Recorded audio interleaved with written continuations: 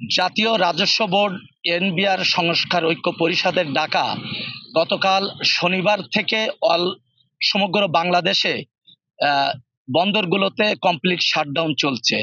ফলে অর্থনীতিতে একটি বিরূপ প্রভাব পড়তে শুরু করেছে। আমি এখন রয়েছি সাতক্ষীরা ভোমরা স্থল বন্দরে। এখানে আপনারা দেখছেন এই কমপ্লিট শাটডাউনের কারণে কিন্তু 200 থেকে 250 পণ্যবাহী ট্রাক কিন্তু আটকা পড়ে আছে ভারতে আমদানির অপেক্ষায়।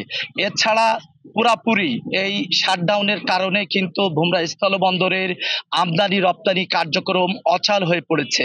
আপনারা ক্যামেরার চোখে দেখছেন ইতিমধ্যে এই ট্রাক ড্রাইভার এবং হেল্পার সহ সাতক্ষীরা ভোমরা স্থলবন্দরের প্রায় 4-5 হাজার শ্রমিক এই বন্দরের উপরে নির্ভরশীল। তারাও কিন্তু এই কর্মবিরতিতে অনেকটা অলস সময় পার করছেন এবং একটি অস্থিরতার মধ্যে তারা রয়েছেন। আমরা আসলে কথা বলেছিলাম সাতক্ষীরা ভোমরা স্থলবন্দরের সিএন্ডএফ অ্যাসোসিয়েশনের কর্মকর্তাদের সাথে। তারা আমাদেরকে জানিয়েছেন যে অনলাইনের মাধ্যমে তারা যে আমদানি রপ্তানির জন্য যে এলসি কার্যক্রম করে থাকেন অনলাইনের মাধ্যমে, সেটিও কিন্তু বন্ধ হয়ে রয়েছে। এছাড়া ভোমরা কাস্টম হাউজের কর্মকর্তাদের সাথে কথা বলেছিলাম।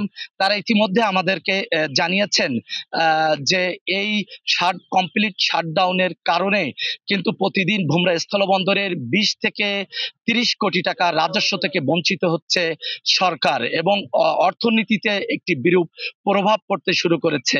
আমি এখন কথা বলবো সাতক্ষীরা ভোমরা স্থলবন্দরের এখানকার ক্ষুদ্র ব্যবসায়ী সমিতির একজন ব্যবসায়ী সাধারণ সম্পাদক আব্দুল হামিদের সঙ্গে। তিনি আমাদেরকে জানাবেন যে ভোমরা জাতীয় রাজস্ব বোর্ড এনবিআর সংস্কার ঐক্য পরিষদ যে এনবিআর এর চেয়ারম্যান আব্দুর রহমান খানের অপসারণ এবং অন্যান্য কর্মকর্তাদের যে বদলি প্রত্যাহারের দাবিতে যে কমপ্লিট শাটডাউন চলছে, এই শাটডাউনের ফলে অর্থনীতিতে এবং ভোমরা স্থলবন্দর কি ধরনের প্রভাব পড়ছে এবং আপনারা কি ধরনের ক্ষতির সম্মুখীন হচ্ছেন। দেখুন, এই যে এনবিআর কর্তৃক যে শাটডাউন চলছে গত শনিবার থেকে, তাতে আমি দেখেছি সংবাদ মাধ্যমে যে বাংলাদেশে প্রতিদিন 2,500 কোটি টাকা রাজস্ব ঘাটতি যাচ্ছে। এটা বিরূপ একটা অর্থনীতি সৃষ্টি করছে। তাছাড়া আমাদের ভ্রমণ স্থলবন্দর থেকে প্রতিদিন 30 থেকে 40 কোটি টাকা রাজস্ব থেকে বঞ্চিত হচ্ছে বাংলাদেশ সরকার এই শাটডাউনের কারণে। তাছাড়া আমাদের এখানে 5 থেকে 6 হাজার এই লেবার কাজ করে ভ্রমণ স্থলবন্দরে, তাদের পরিবারের বা তার 2 দিনের যে কর্মকাণ্ডের জন্য তাদেরও সংসার অচল হওয়ার পথে চলেছে। এবং শুধু তাই নয়, এখানে কমপক্ষে 4 থেকে 500 ট্রাক এবং তাদের একজন হেল্পার একজন ড্রাইভার দিলে প্রায় 7 থেকে 800 শ্রমিক কাজ করে। তাদেরও দিন খাওয়া খুব কষ্ট হচ্ছে তাদের। আসলে এখানে কথা বলছিলাম ভোমরা স্থলবন্দরের ক্ষুদ্র ব্যবসায়ী সমিতির কর্মকর্তা আব্দুল হামিদের সঙ্গে। এখন আমরা কথা বলবো যে এখানে আপনারা দেখতে পাচ্ছেন যে শত শত যে ট্রাকগুলো আটকা পড়ে আছে সেই ট্রাক ড্রাইভার এবং হেল্পারদের সাথে। তারা গতকাল থেকে এই আটকা পড়ার কারণে কি ধরনের ক্ষতির সম্মুখীন হচ্ছেন সেটি জানাবেন একজন ট্রাক ড্রাইভার। আমরা এই জায়গায় আজকে 2 দিন ধরে এখানে চলমান আছি। এই কাস্টমসের কারণে এই যে শাটডাউন দিয়েছে, এই কারণে সরকারের কাছে আমরা আবেদন জানাই এটা দ্রুত এটা সমাধান করার জন্য। আমরা এই পণ্যবাহী ট্রাক নিয়ে আজকে ক্ষতিগ্রস্ত আমরা এখানে বসে রয়েছি।